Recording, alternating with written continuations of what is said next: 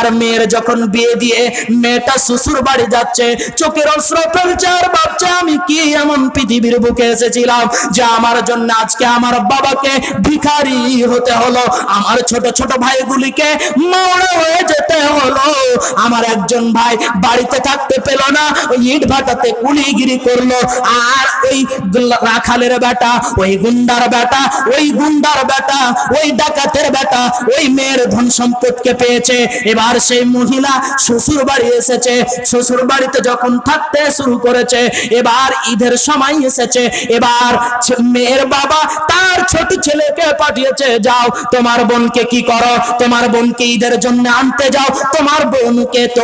তোমার বোনকে খবরটা দিয়ে দাও, পৌঁছে দাও পৌঁছে দাও। ওই রকম অবস্থায় যখন এই রকম কথা বলা ছোট ভাইটা গিয়েছে, এবার বোনটা কি করেছে, তাড়াতাড়ি করে কোলে নিয়ে বলছে ভাই কি খেয়েছিলি, বলছে